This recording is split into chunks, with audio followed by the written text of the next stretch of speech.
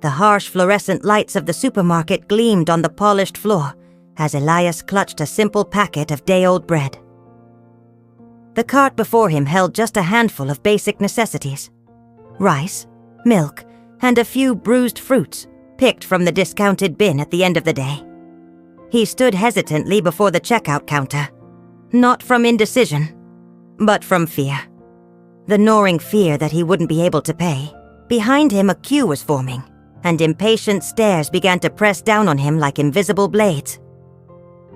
The cashier announced the total: $11.97. Elias swallowed hard. He slowly rummaged through his pockets as if battling his own shame. He pulled out a handful of dented coins and a few bills, thin and worn from overuse. The attendant waited, glancing at the clock, and the silence around him grew cruel. An elderly woman behind him grumbled loudly, loud enough for everyone to hear, saying that the poor just hold everyone else up. A young man snickered. Elias lowered his gaze, his face burning. It wasn't the first time he'd experienced this, but it hurt as if it were. When he realized he was still short on cash, his heart sank. He trembled as he looked at his cart, already imagining which item he would have to put back. But before he could choose, a security guard approached with crisp, purposeful strides, as if someone carrying stale bread could pose a threat. The scene hung suspended in the air, and Elias's gaze betrayed not just poverty, but something far greater: the profound loneliness of one with no one to turn to. He took a deep breath, trying to hold on to his dignity, even as shame crept up his chest. And it was at that exact instant, when it seemed the entire world was shrinking around him, that a female voice echoed from behind, firm, steady, without raising its pitch. He doesn't need to put anything back. A curious silence filled the air, as if something about to unfold had just taken a different turn. But what this woman would do next, no one in that queue was prepared to witness. The firm voice that defended him seemed to create a pause in time, but Elias didn't dare look back. He merely hunched his shoulders, like someone who had long learned not to expect any kindness. The uncomfortable cashier exchanged a quick glance between him and the woman behind him. But before anything could be resolved, Elias quickly grabbed the carton of milk from his cart. A silent surrender. He paid the remaining amount with the exact sum of coins, $8.72, gathered his rustling bags, and hurried out before anyone could say anything more. The cold wind outside hit him like a bitter reminder. Life hadn't been kind to him for a very long time. Elias walked slowly across the parking lot, dragging his feet, as if carrying the weariness of long years. His worn coat offered little protection against the cold, and the bitter smell of gasoline mixed with old rain seemed to match the mood he carried in his chest. The distant rustle of bags, the blare of horns, and the clang of shopping carts returning to the market formed a harsh soundtrack, an orchestra of routine for someone invisible. When he reached the main street, he passed a storefront and saw his own reflection. Unshaven beard, disheveled hair, deep, dark circles under his eyes. It wasn't just physical exhaustion. It was the kind of weariness that comes when the soul ages before the body. He looked away. If he looked for one more second, he might remember the man he once was, and that memory hurt more than any public humiliation. His old cell phone vibrated in his pocket, with a cracked screen and a battery always on the verge of dying. It was a short message from his sister, worried. "Got food?" He looked for a few seconds, took a deep breath, and replied with just one word, simple yet heavy with unspoken silence. Yes. He didn't mention he'd almost been thrown out of the checkout lane. He didn't mention he'd almost put back half his groceries. He didn't mention they were still short on medicine at home. He crossed the street and headed toward the small apartment he shared with his sister, who was battling an illness that doctors said required constant treatment. Elias took odd jobs whenever they appeared. carrying boxes, cleaning yards, fixing small things. He wasn't highly educated, but he was never afraid of work. There just wasn't enough work for someone like him, and when there was, they paid less than fairly, because poverty, in the eyes of some, seems to grant permission to exploit. As he walked, a persistent memory invaded his mind. Before, he had plans. Before, he had a life he believed he controlled. But life, when it decides to take something away, sometimes rips everything away all at once. Stability, love, dignity, until all that's left is the sheer burden of continuing to breathe. He arrived at the unassuming apartment building where he lived. He climbed the stairs slowly, careful not to tear the bag of bread. Inside, he knew he would find only two possible scenarios: his sister smiling to hide her pain, or his sister trying not to cry to spare him. Neither option was easy, but before opening the door, he paused for a few seconds, like someone who needs to compose himself to once again play the role of everything's fine. He clutched the bag to his chest and took a deep breath, because in Elias's world, the greatest battle always took place on the inside, where no one saw, where no one applauded. And what he didn't yet know was that the woman from the supermarket would cross his path again much sooner than he imagined, and it wouldn't be by chance. When Elias gently pushed the door open, he found the apartment shrouded in dimness. The window was only ajar, letting in a cold breeze mixed with the distant scent of wet earth. On the table lay a half-empty cup and some medical papers. Always present, always heavy. He set the bags on the makeshift kitchen counter and took another deep breath, like someone who needs to organize their soul before organizing their home. His sister Marina appeared in the bedroom doorway, leaning against the frame. Her face was pale, but illuminated by a fragile smile. The kind of smile that tries to protect, even when it also needs protection. "You're back," she said softly. He nodded and showed her the bread. She understood without asking more. No words were needed. In homes where the struggle is daily, the details speak for themselves. Marina had been just over 30 years old, but the illness made her look older, slower, more fragile. Her thin frame betrayed the silent hunger of someone who shares food because she doesn't want to be a burden. Elias knew this, but never confronted her. They both carried their pains with an invisible pact, to protect each other from what already hurt too much. He also pulled the bruised fruits from the bag. She didn't complain. She was used to it. Poverty, contrary to what many believe, doesn't just humiliate by what's missing from one's pocket, but by what slowly erodes dignity. There's no greater luxury than being able to choose, and they hadn't chosen anything for a long time. As he put away the little he had bought, Marina spoke softly. "You seem strange. Did something happen?" He hesitated. The hand holding the bread remained still for a few seconds. "Nothing much. Just took a while at the checkout." She didn't press him. She already knew. When Elias answered curtly, it was because he was trying to swallow something that hurt more than it was worth reliving aloud. After accommodating everything, he went to the adjoining room, where a small locked box sat. Inside there was no money, no jewelry, no valuable physical mementos. Just one envelope and a few yellowed papers. Records of another life. A life no one knew about, except him. Because Elias wasn't just a poor man struggling to survive. He was once someone with a promising future, who lost everything when he made the wrong decision, trusting the wrong person. Back then, he had seen the top, and that was precisely what made the fall so painful. It wasn't just hardship, it was an exile from himself. But no one else knew this.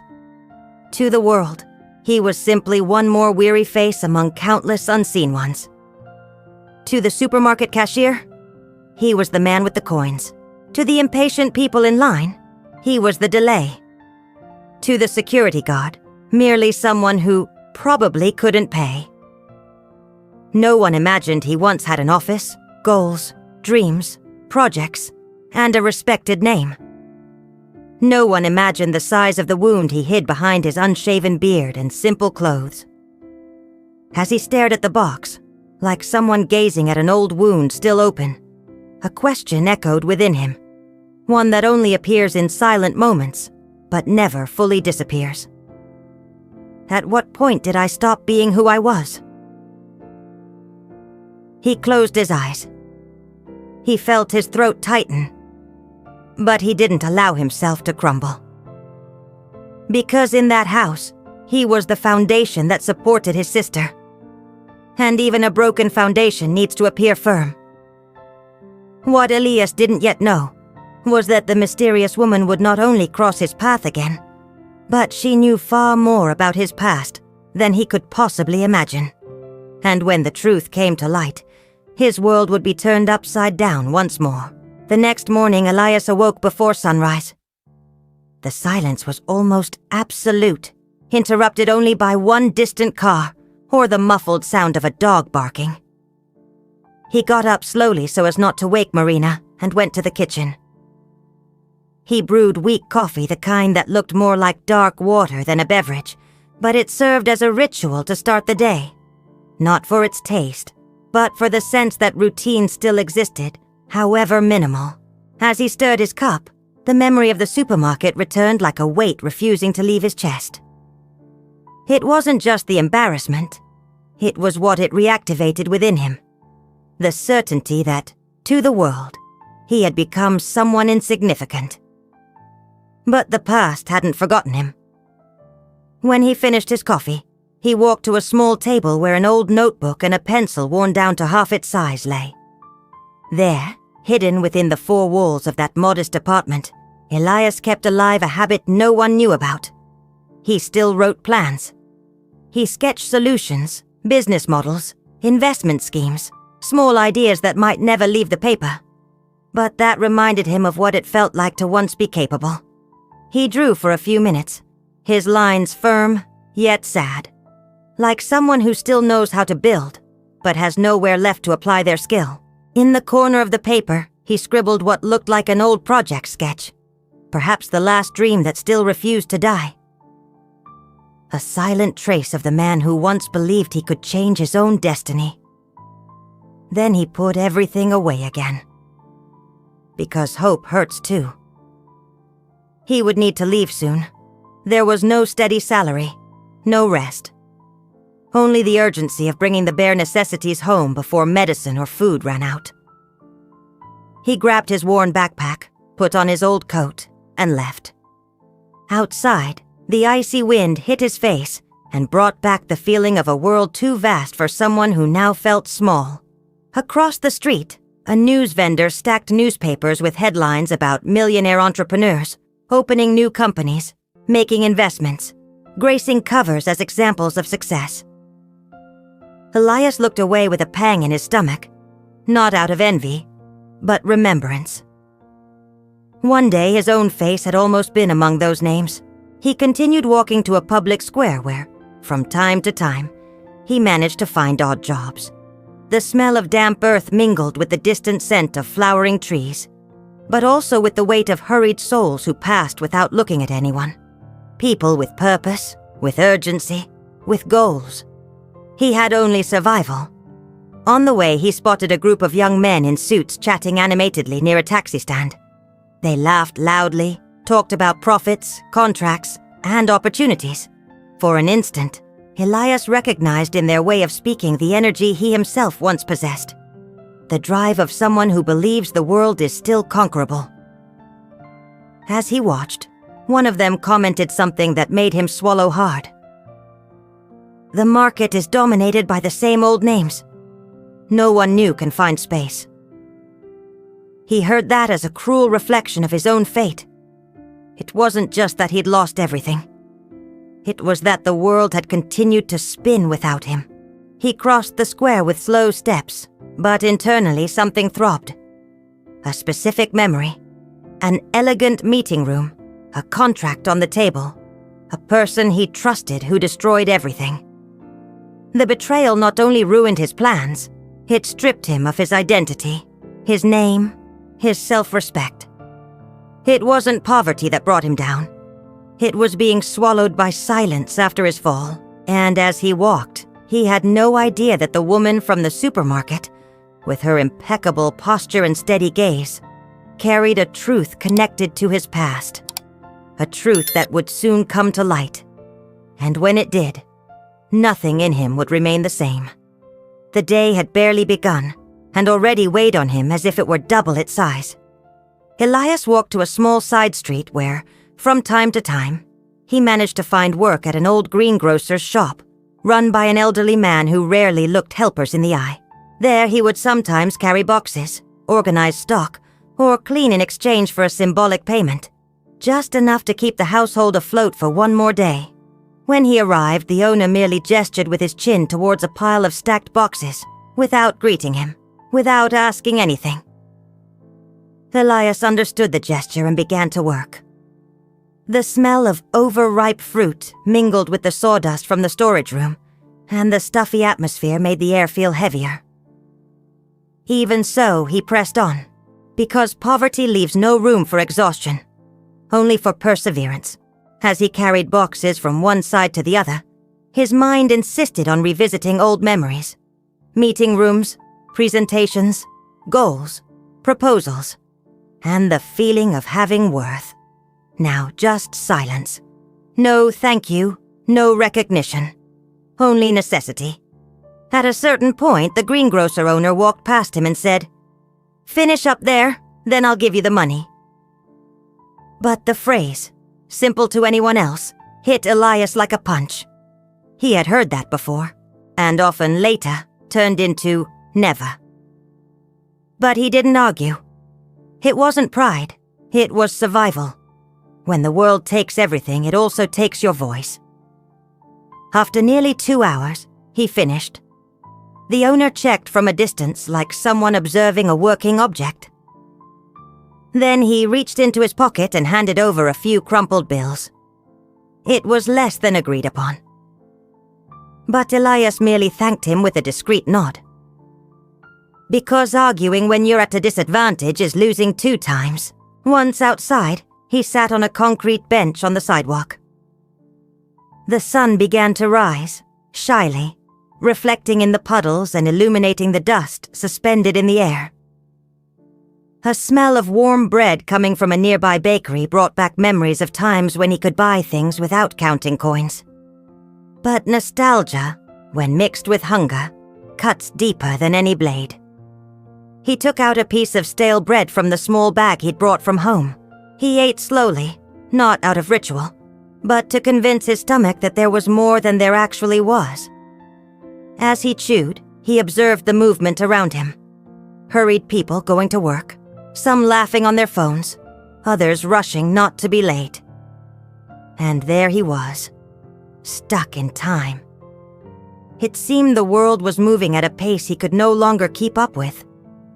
Still, there was something inside him that hadn't completely died. Perhaps it was love for his sister. Perhaps it was the last shred of pride remaining. Or perhaps it was simply the part of him that remembered he once was great, and that, somehow, still existed, hidden somewhere. But destiny, silent and patient, was already beginning to weave the reunion that would change everything. Because as Elias swallowed that humble breakfast, on the other side of the city, someone was searching for a name missing for years. A name belonging to a man the world believed had given up. And that search was about to create an inevitable connection. The bridge between past and present was already being built, and he had no idea he was about to step onto it. In the late afternoon, Elias returned to the supermarket. Not to shop, but to leave a simple handwritten resume on a poster advertising a temporary shelf-stocker position. His backpack felt light on his back, but his heart was heavy. As he walked through the aisles, the smell of freshly baked bread contrasted cruelly with the memory of the stale bread from earlier. He approached the service counter and waited. The attendant took her time, serving other people before him, as if his presence were transparent. When she finally addressed him, it was with an impatient glance. "What do you want?" she asked without lifting her head. He took a deep breath. "I saw the opening. I'd like to leave my application." The woman took the paper without looking, tossed it onto a pile with her fingertips, and replied, "We'll call if we need you." It was the kind of phrase that to someone with stability seems common. But to someone fighting for crumbs, it carried an implicit message.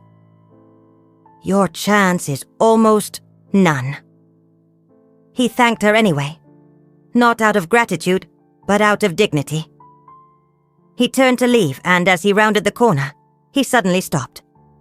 There, before the well-lit shelves, she was, the same woman who had defended him the day before. Helena. However, now, the difference wasn't just in the reunion, but in how he observed her, with a more attentive perception. She was alone, evaluating product labels, wearing an elegant and discreet coat. Her hands were steady, posture impeccable, gaze calm. It wasn't ostentation. It was presence, the kind that arrives before the body. Elias hesitated between thanking her or leaving in silence. He didn't want to seem overly grateful, nor appear to be taking advantage.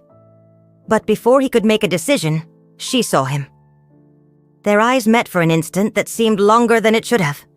There was no judgment in her gaze. Just recognition. Something silent, almost intimate, as if she saw what the rest of the world ignored. She walked up to him with calm steps. "Are you better today?" she asked without the slightest hint of pity. Elias swallowed hard. No one asked if he was better. At most, they asked how much longer, or if it'll take long. "I am," he replied, still a bit awkward. For a few seconds, he tried to maintain that conversation calmly, but her very presence in that environment seemed out of place. She had a demeanor that didn't match the usual hurry of people. She wasn't there out of necessity. She seemed to observe. Like someone looking not at the product, but at people's behavior. "Did I thank you?" he murmured, confused. "Yesterday I left quickly. I didn't have a chance." She shook her head slowly. "You don't need to thank me. I merely did what any decent person would do. The way they treated you was disgraceful."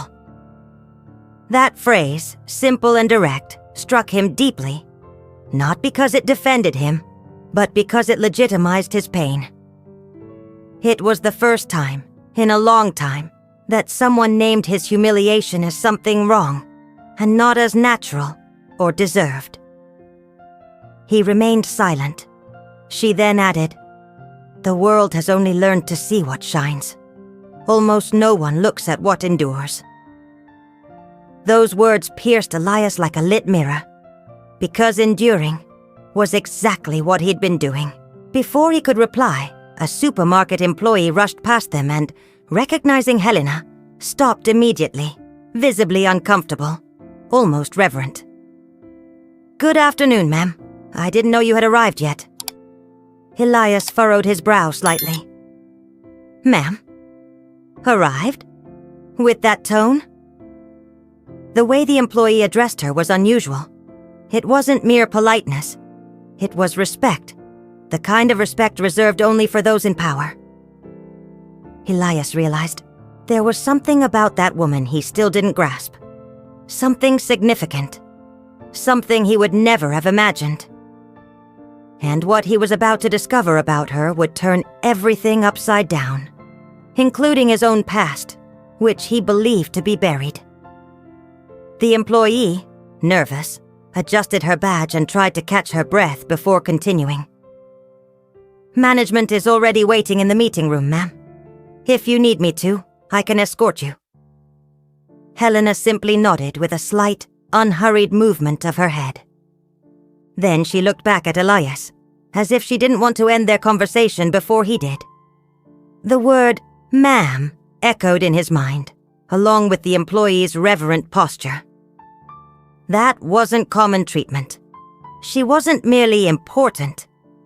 She was someone above the important. Helena noticed his confusion. But instead of explaining, she simply asked a question that shifted the ground beneath Elias' feet. "Have you ever thought about returning to work in your field?"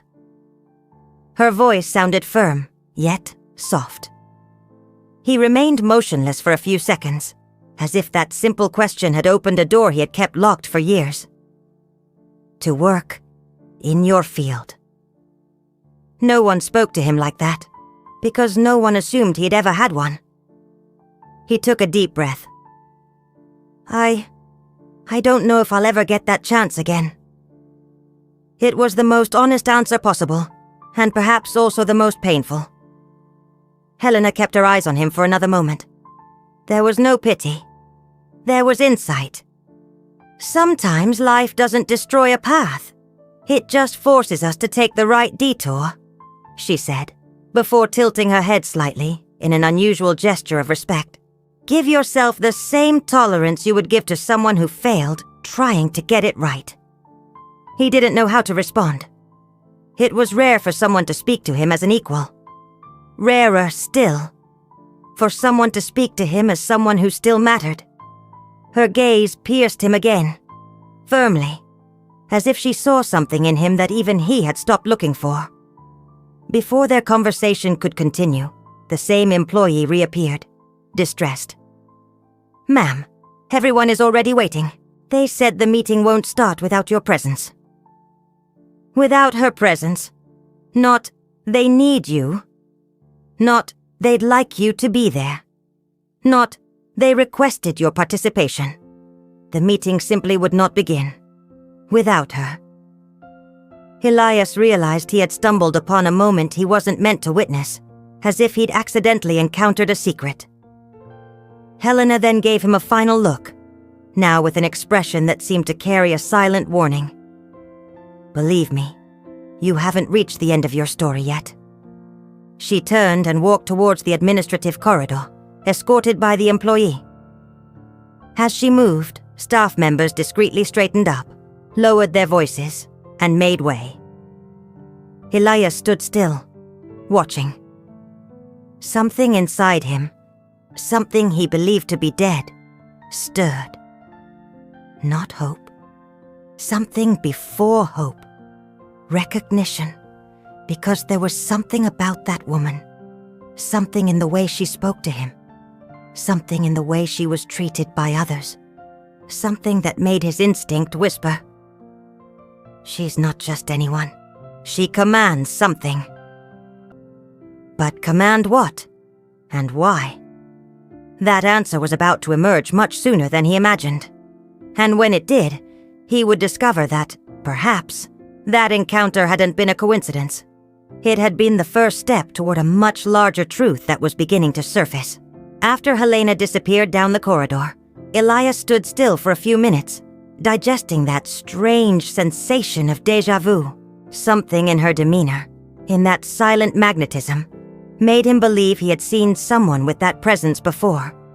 But he couldn't pinpoint when or where. He took a deep breath and decided to leave. Walking always helped keep his heart focused on what was possible, instead of what was lost. But destiny, ironic and careful, seemed to be preparing the ground for something much greater. When he neared the exit, the security guard from the day before recognized him. He crossed his arms and stared at Elias, with that look people in positions of minor authority learn far too quickly to use. The kind of look that tries to diminish someone before they even speak. "You're back again?" The man scoffed. "Did you come to try and buy on credit or return spare change?" Elias stopped. It wasn't the comment that stung. It was the ease with which someone allowed themselves to humiliate another gratuitously. Scornful glances are also a form of violence. "I came to drop off a resume," he replied, without raising his voice. The security guard chuckled, like someone who finds amusement in another's struggles. "They won't call you. That kind of position is for people with references, not for someone who shows up counting pennies." Other passers-by slowed their pace, just to listen. Public humiliation is cheap entertainment, and the simpler the victim, the more attention it draws. You know what you lack? The guard continued, raising his chin. Reality. You should accept your place in the world. That sentence hit Elias like a blow. Accept his place. As if poverty were destiny. As if dignity were a luxury. He gripped his bags a little tighter and simply replied, Everyone has a place in the world, but just because I've fallen, doesn't mean my place is the ground. The security guard scowled, annoyed by the response, because arrogance loves it when the other person goes silent, but hates it when they remain unbroken. Just don't cause trouble, the man muttered before walking away, irritated. Elias continued on, but the phrase echoed, not from pain, but from awareness. That kind of person would never imagine that one day they would be spitting contempt at someone who had once stood at a level they would never reach. Life has a silent irony.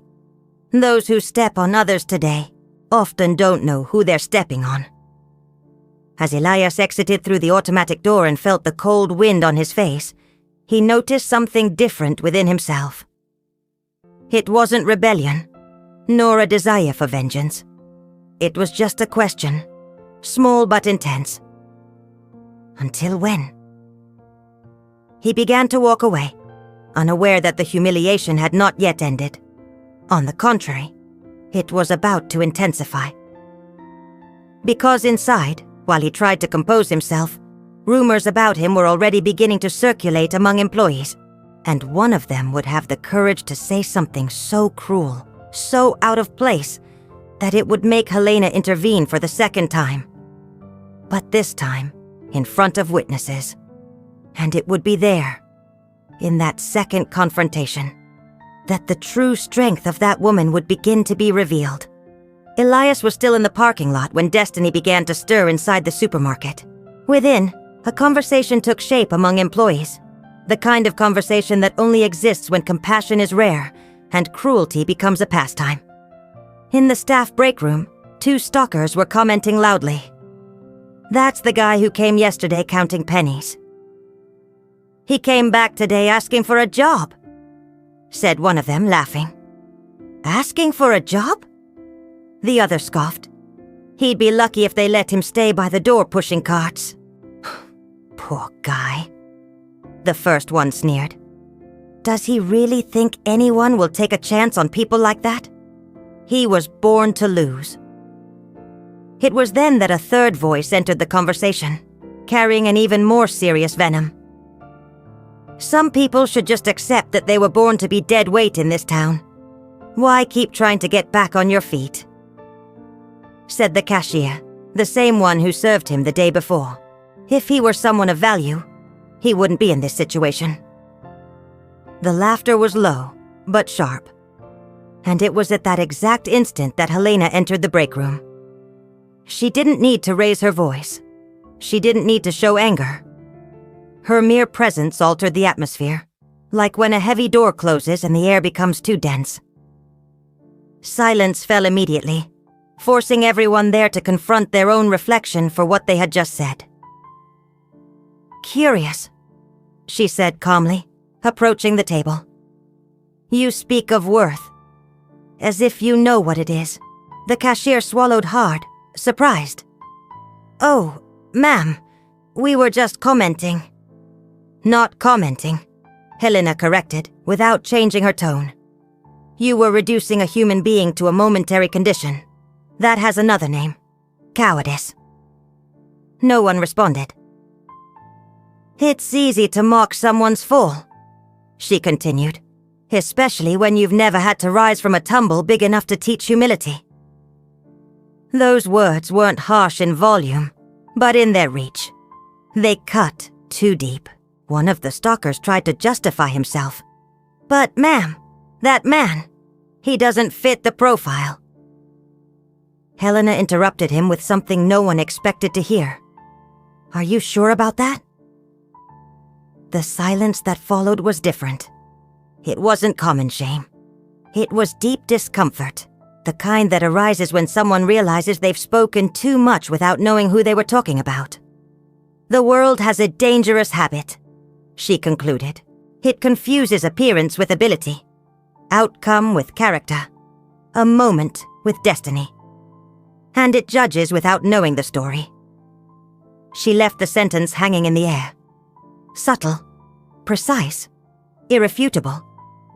Then she looked directly at the cashier. If I were you, I'd be a little more careful. Because sometimes the person you diminish today is exactly the person who could decide your future tomorrow. The employee went pale. But what no one there knew, what absolutely no one suspected, was that the phrase wasn't just a warning. It was a premonition. Because in less time than anyone imagined, it would be revealed that the man they were humiliating had once been someone far greater than all of them combined ever hoped to become. And the bridge between the past and the present was about to be built in the next act. The revelation would begin. Now, that very night, when the employees finally left, whispering and trying to recover from the embarrassment Helena had caused, all without raising her voice, something started to circulate behind the scenes at the supermarket. Whispers that the woman wasn't just an important customer. She was someone with authority. But they didn't yet know what kind of authority. Meanwhile, Elias walked back home, completely unaware of what had just happened. The sky was overcast, the wind carried the scent of rain, and a fine drizzle began to soak the worn coat he was wearing. Still, he kept walking with firm steps. Something inside him, even nameless, seemed to have ignited a spark. When he reached the simple building where he lived, he found Marina sitting on the sofa, reading an old book with a torn cover. Her smile appeared as soon as she saw him, a small but genuine smile. "Did you get the job?" she asked sweetly. He hesitated for an instant, but didn't lie. "Not yet," he replied. "I left my resume. We'll see." Marina nodded slowly. She had already learned not to nurture false hopes, not out of a lack of faith, but for emotional protection. Those who fight every day learn to survive first in their minds, then in their bodies. Elias went to the small cupboard where he kept his notes and his used notebook. He stood staring at it for a few seconds. It was as if his past lay preserved within it, waiting for a chance to breathe again, but he still didn't have the courage to open it. At the supermarket, however, something was happening simultaneously. Helena walked down the administrative corridor toward the meeting room. Those standing at the door quickly made way for her. Inside, representatives of the chain's board were waiting. As soon as she entered, everyone rose, not out of mere politeness, but out of hierarchy. The main chair at the center of the rectangular table remained vacant until she took her seat. "We can begin," one of the council members said. Then it became clear. Helena wasn't merely respected.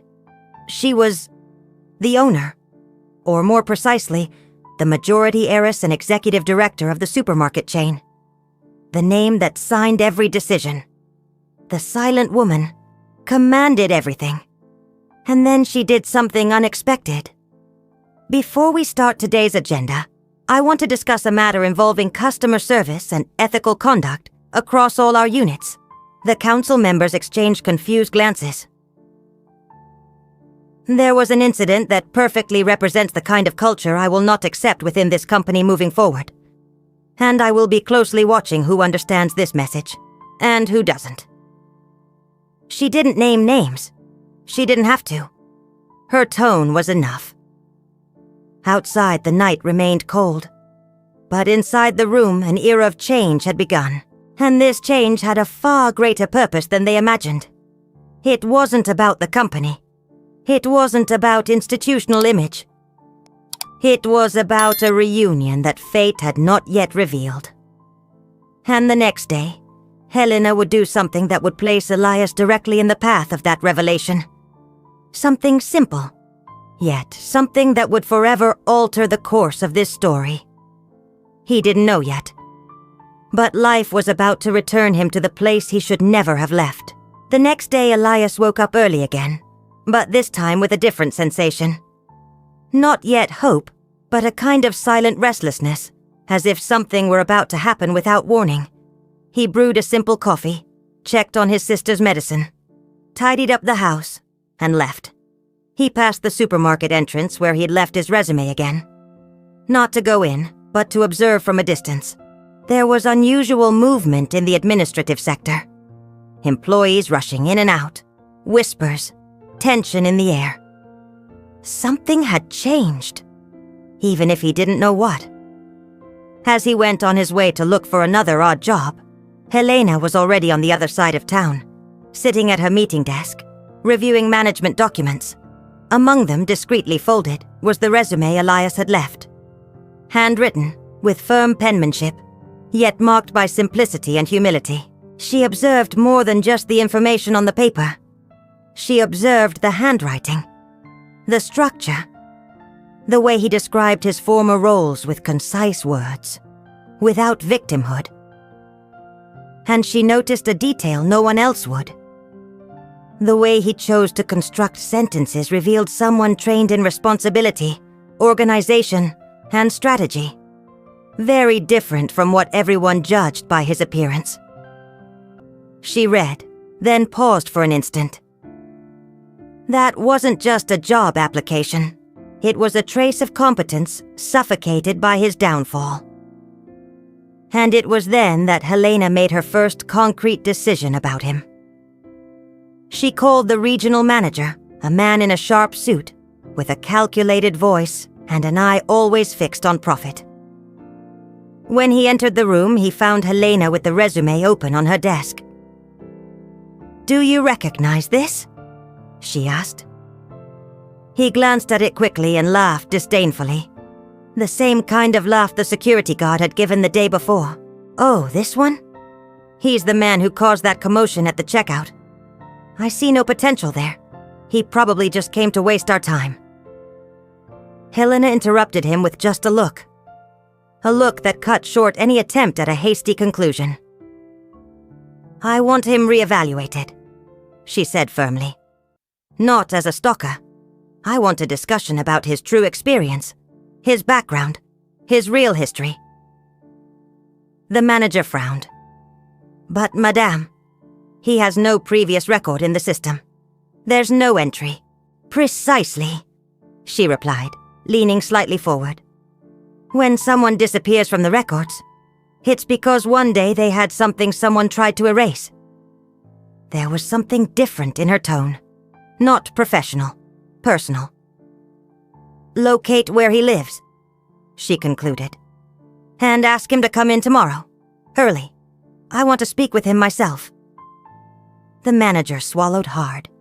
He had never seen Helena show direct interest in an applicant. Right then, he realized there was something he didn't know. Something that went beyond any formal evaluation. Meanwhile, Elias was walking 3 blocks ahead when he surprisingly encountered Marina on the sidewalk. She'd gone out for some fresh air. "Are you already looking for work again?" she asked with that sad smile of someone who wanted to help but couldn't. "Yes, I still can't stop," he replied. His sister gently placed her hand on his arm. "You've done so much for me, Eli. Sometimes I wonder who would do it for you, if the roles were reversed." He didn't know how to answer. But that simple, sweet question echoed with destiny, because the person who was about to do something for him was already observing him without his knowledge. And without realizing it, Elias was walking toward the exact point where his story would begin to turn. The first true step of the inevitable, though still invisible, turnaround. Because the world can ignore someone for a very long time, but it cannot erase them forever. And what was about to happen would be living proof of that. The next day, shortly after the first hours of the morning, there was a knock on the door of the simple apartment where Elias lived.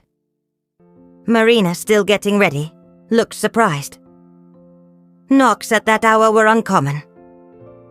Elias walked to the door cautiously, his body already accustomed to expecting trouble before good news. When he opened it, he found a well-dressed employee in a sharp suit with a metallic badge, clearly someone in a high position. The man raised his chin and spoke formally. "Mr. Elias, I need you to go to the chain's central administration today.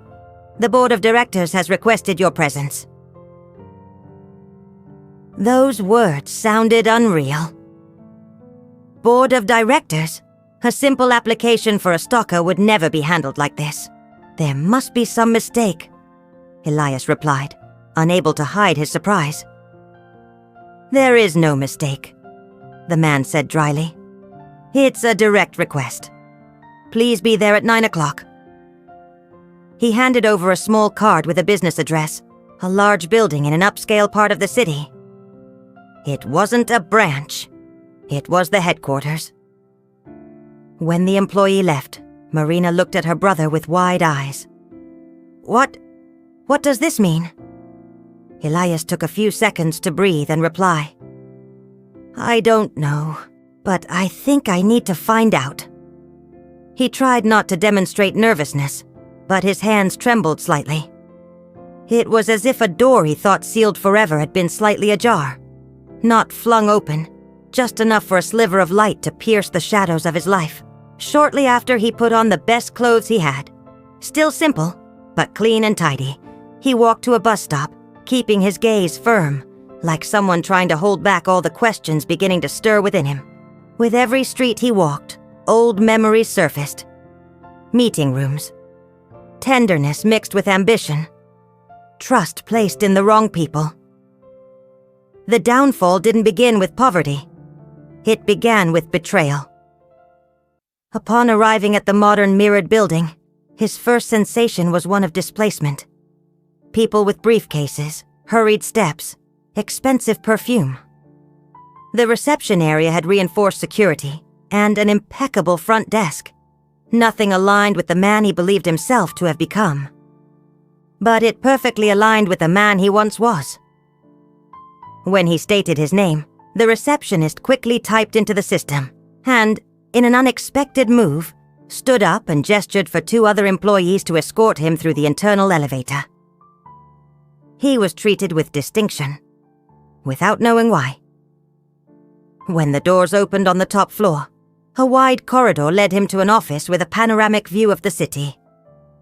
And then, for the second time, he saw Helena. She was standing by the window, looking at the urban landscape as one observes not buildings, but decisions. When she heard the door open, she turned slowly, with the same serenity that had impressed him at the market. "Thank you for coming, Elias." There was no excessive formality, no distance, no pity. There was intent. He sat down slowly, still trying to understand. Helena walked to the table, placed her hands on the wooden surface, and looked straight at him. Not from a position of superiority, but like someone bearing a truth too significant to keep silent.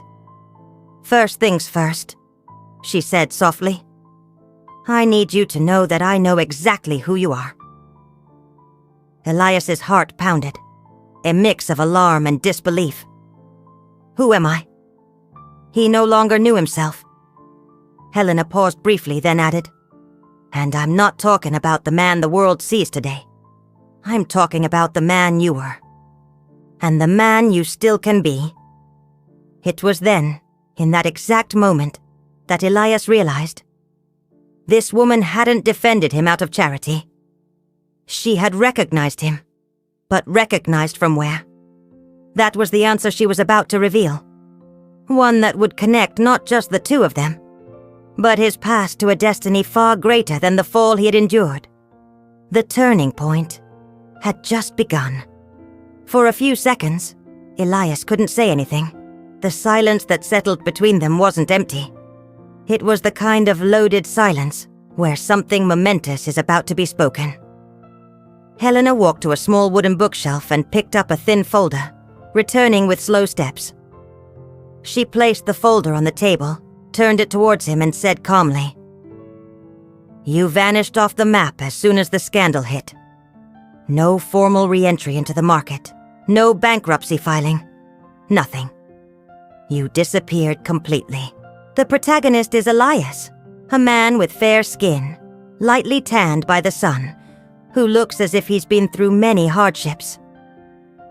He's in his early 40s, with a face marked by lines of weariness, a short, scruffy beard, and dark brown hair that's a bit long and falls over his forehead. His eyes are brown, but they carry a sad gleam, as if someone has lost more than they can bear. His posture is slightly hunched, as if the weight of life rests on his shoulders. The other protagonist is Helena, an elegant woman with fair skin and long, straight, well-groomed, deep black hair. She's in her early 50s, with firm features, expressive gaze, and impeccable posture, as if she knows exactly the value of her own silence. She doesn't wear heavy makeup, just a light, natural gloss on her lips. Her eyes are dark and deep, conveying calm, but also something mysterious and unattainable. People think you gave up. But I know that's not how it happened. He felt his entire body stiffen, as if her words had touched a wound he'd kept hidden beneath 7 layers of silence. Flanked by disbelief and caution, he murmured, Why are you bringing this up now?" Helena sat down slowly, her gaze steady, yet warm. "Because I was there," she said, with a tranquility that made the sentence land like a sudden revelation. "Not at the center of the scandal, but close enough to know that you didn't fall because of your own mistakes.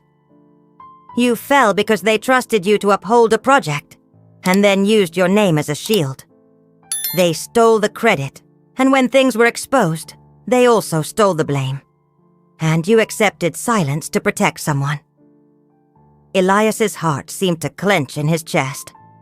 She knew, not imagined, not presumed. She knew. A knot formed in his throat, a mix of relief and pent-up pain. "No one ever tried to understand," he finally murmured.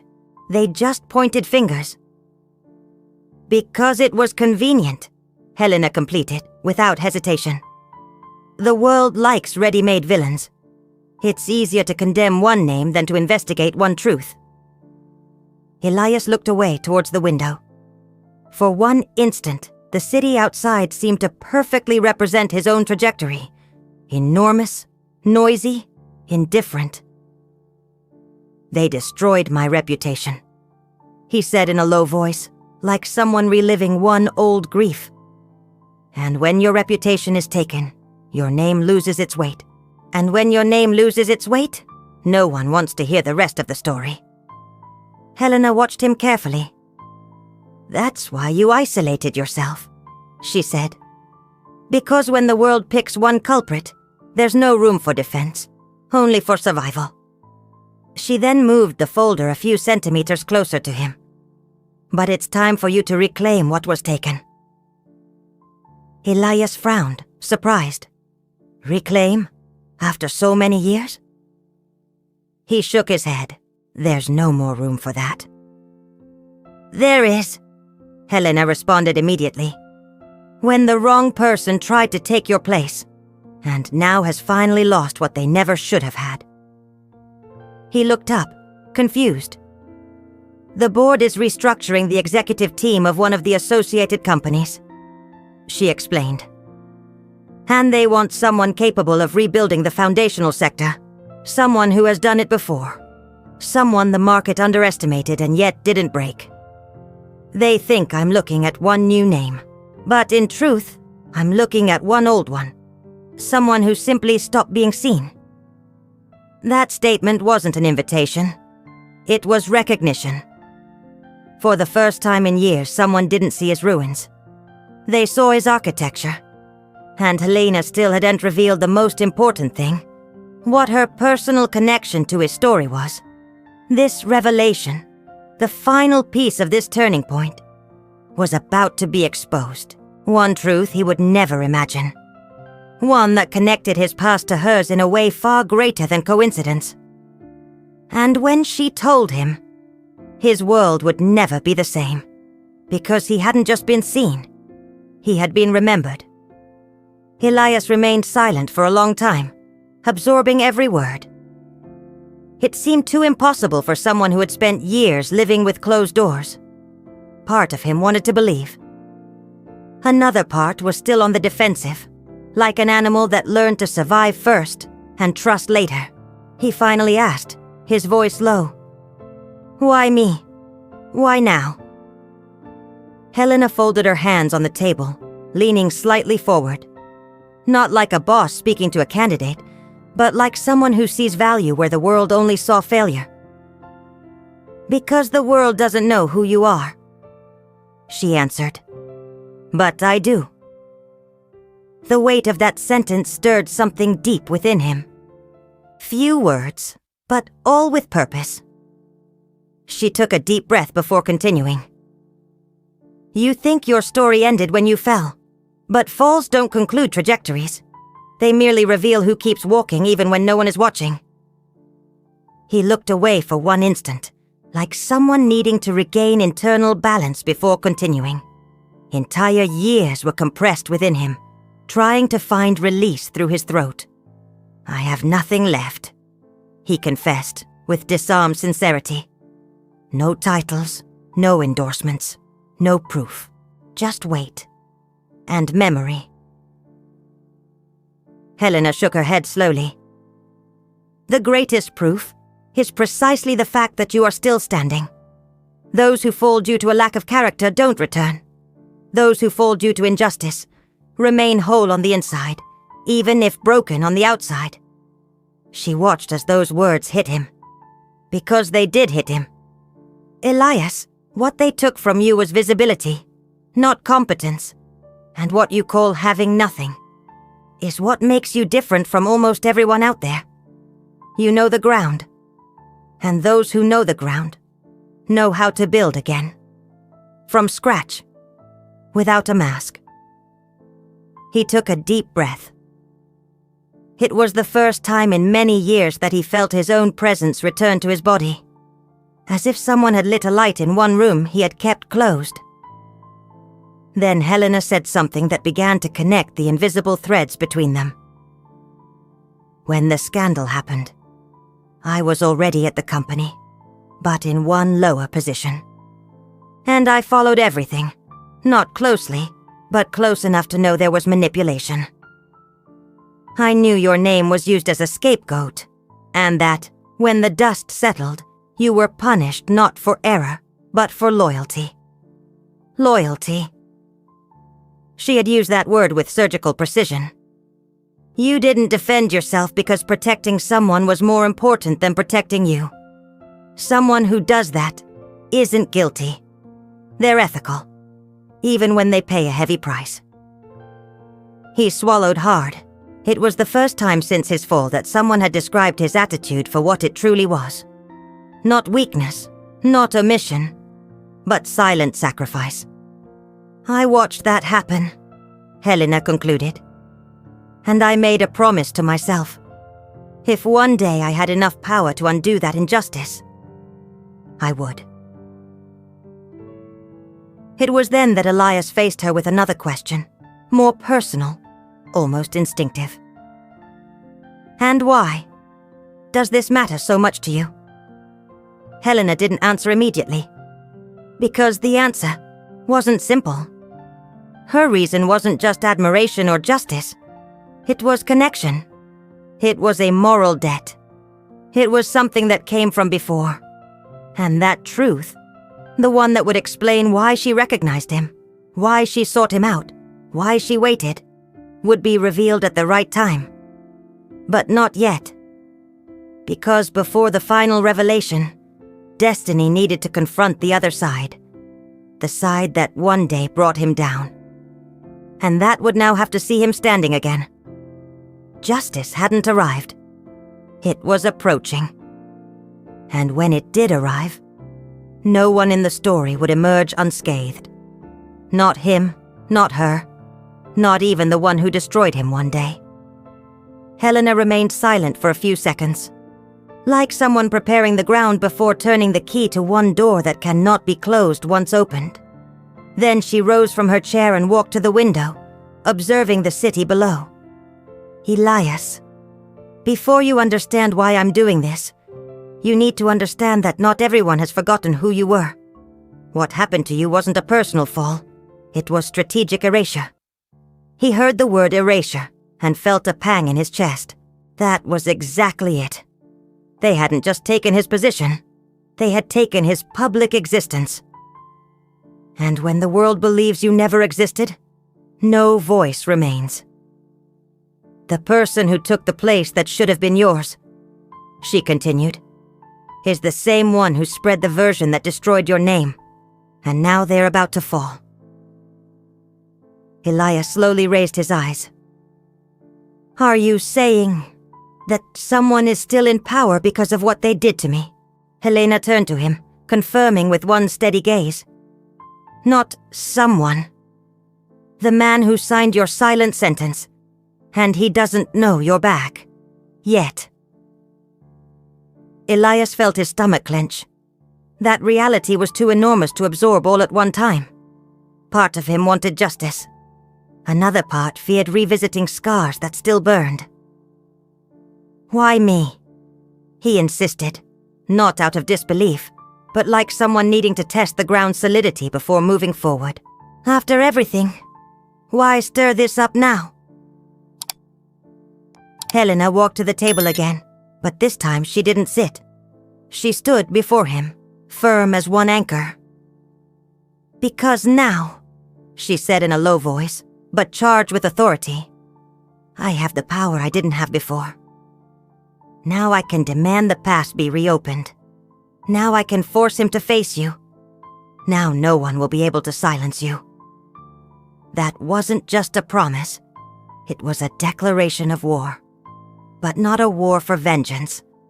A war for restoration. You think you were forgotten, she continued. But the truth is, there were people who hoped you'd never get back on your feet. Because the day you did rise would be the day the truth would start to emerge from the shadows. Elias took a deep breath. For the first time, he wasn't hearing a speech of charity, but one of legitimate recognition. They weren't offering alms. They were giving him back his place. The internal council will meet soon, Helena continued. And when that happens, I want you there. Front and center. Present. Alive. Not as the man they think you are today, but as the man you were before they tried to erase you. She then leaned slightly towards him and said more softly, as if concluding something inevitable. But first, I need to show you why this story concerns me too. It was at that moment that Elias realized the as yet unrevealed connection wasn't administrative, it wasn't technical, it wasn't bureaucratic, it was personal. Something within him began to shift. Not full hope yet, but its inception. Because there, in that high office, he felt something he hadn't felt in years. He was being repositioned, not just replaced. But the true reason, the link that connected her life to his, explaining why she never forgot him, and why she waited for the exact moment to bring him back, would come in the next revelation. And this revelation would not only explain the past, but also completely change how Elias saw Helena. The missing truth was about to be told, and when it was revealed, he would discover that none of it was a coincidence. The silence became dense, almost palpable, before Helena finally took the step that would connect everything. She took a deep breath, but there was no hesitation, only an almost reverent care for the weight of that revelation. Before you fell, before they took everything from you, I was just an ordinary employee in the analysis department. I was young, without power, without a voice. I followed internal reports, forwarded documents, and studied the behavior of the company's leadership. She began to walk slowly around the office again, like someone mentally revisiting the past, not just to recount it, but to feel it. It was there that I first heard your name, she continued, not as a failure, but as potential. Many within the company knew you were too strong, too competent, too ethical, and that bothered people who had risen by stepping on those who shone brighter than they should have. Elias watched her intently. She closed the folder and rested her hands on it, now speaking with a subtle, yet perceptible, emotional weight. I witnessed the construction of your downfall. And since that period, I understood something that changed my life. Your ruin wasn't a consequence. It was a strategy. Elias's heart beat faster. Because that, he had always known in silence, but had never heard anyone dare to say it aloud. But the part you don't know, Helena continued, now lowering her tone, is that I didn't just see what they did to you. I learned from you. He frowned, confused. What do you mean, from me? She then took the definitive step. It was by observing how you led your team, even behind the scenes, that I understood what true leadership was. It was you who taught me without knowing it, that authority isn't about shouting, it's about consistency. I started to study, grow, climb, fight, always with a silent reference. You. He remained motionless, stunned, because he'd never imagined anything like it. Helena continued. While the world believed you had disappeared, I was growing, carrying what I learned from your example. And the higher I climbed, the more I knew that part of my ascent existed, because someone like you had been unjustly removed from the path. She took a breath, now with clear sincerity in her eyes. So I made a pact with myself. When I reached the top, I would come back for the one who shouldn't have been brought down. And now, I've arrived. That wasn't help. It was a return. It was a moral reckoning. It was a chain of consequence finally closing the circle. You inspired me before you fell, she said. And that's why I'm here now to lift you up. Not out of pity, but out of gratitude. Elias felt his chest tighten, not from pain, but from something forgotten. Recognition. For years he had believed he had been erased for good. But there was living proof that his presence in the world hadn't vanished. It left its marks. Marks that created a future in another person. And that person now had the power to reopen history. Elias! Helena concluded with the firmness of someone who asks no permission from destiny. You were the inspiration that planted the seed. Now it is my turn to restore your right to flourish. He couldn't respond immediately. His eyes said what his voice couldn't yet convey. Justice hadn't been served yet. But for the first time, it had form. It had a name. It had a path. And the next step would be the final confrontation. Because before his restoration was complete, someone would need to look into the eyes of the man they tried to erase, and recognize that he was still alive. Elias remained silent, trying to reorder that impact within himself. It wasn't merely an offer of opportunity. It was the restitution of life itself. It was the first time someone looked at him not with pity, not with suspicion, but with reverence for what he carried, even after losing everything. Helena sensed his contained emotion but didn't try to rush him. Instead, she concluded, before you decide whether to accept coming back, you need to know who is on the other side of this. Because the person who brought you down still doesn't know you're back on your feet. And the truth only has power when it's spoken in front of those who tried to bury it. Elias slowly raised his gaze. You want me to confront him? No, she replied firmly. I want you to exist before him. That alone will be confrontation enough. She then walked to the side table and picked up a different, thicker folder. She placed it before him. The label bore a name, a name he knew. When Elias read it, the air seemed to leave his lungs. It wasn't just the one responsible for his erasure. It was the man he had protected in the past, the one for whom he had kept silent, the one who used his loyalty to ascend, and then pushed him into oblivion. The traitor. For a few seconds, Elias merely stared at the name. The memories flooded back. The meetings, the promises, the trust, and the exact moment he realized he had been used. Helena observed his reaction with silent respect. "He will be at the council meeting," she said. "And when you walk in, there will be no way to pretend you never existed." This was the moment that would close the loop.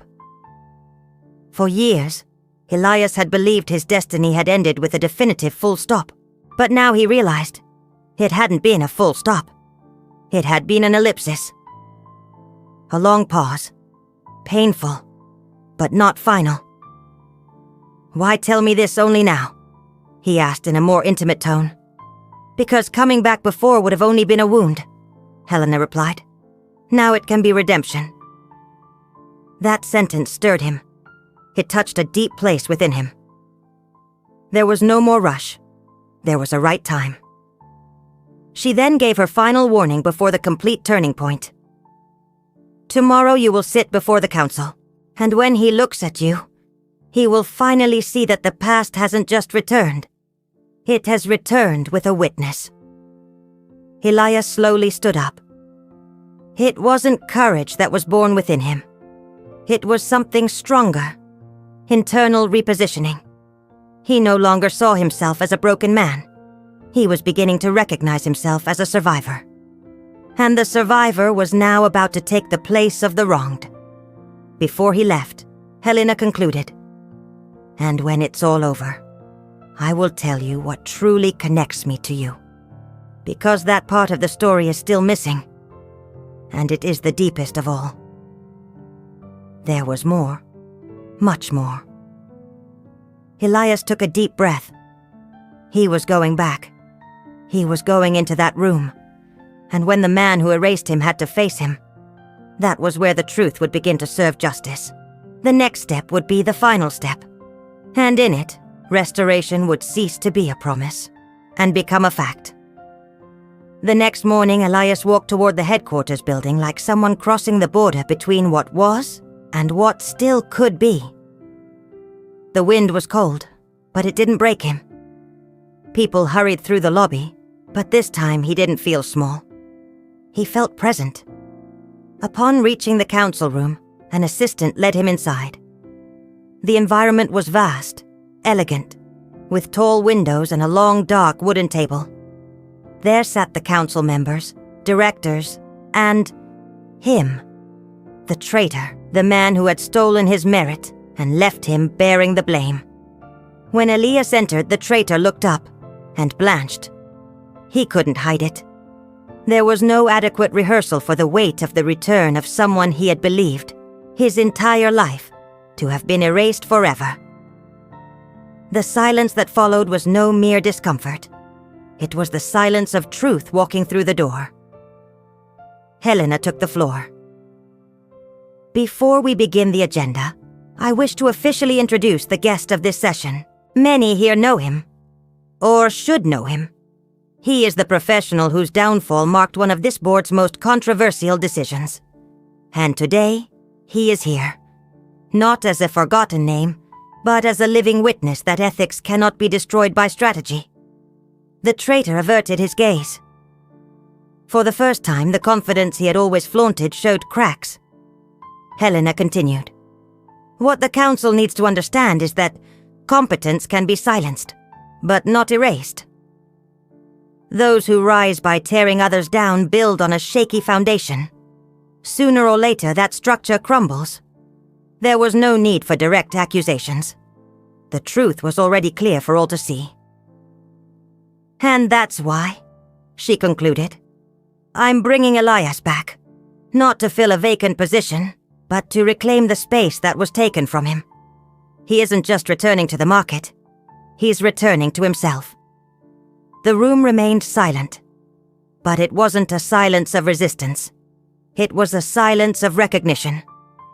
When the meeting concluded, the advisors filed out one by one. Only Elias and Helena remained. He approached slowly, still absorbing everything. "Now," he said softly, "I need to know. What exactly is your connection to me?" Helena remained silent for a few seconds, as if giving due weight to what she was about to reveal. "Before your downfall, someone gave me my first true opportunity here. Someone who saw me when I was just an unimportant beginner. That someone was you." Elias stood motionless. She continued, "I used to do technical analyses in secret, believing no one was paying attention. But you saw what I was doing. You discreetly recommended my promotion to the strategic department.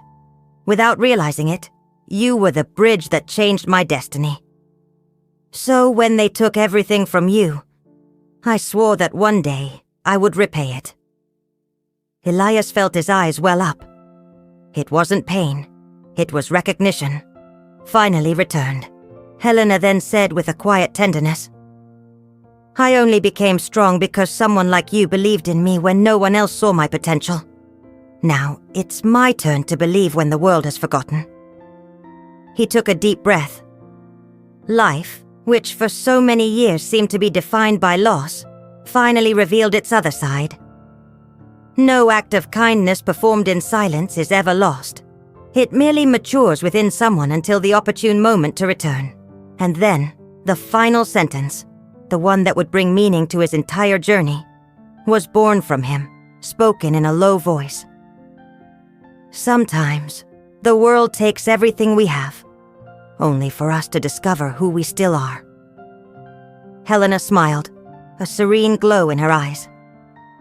And there, without an audience, without applause, and without spectacle, justice was served.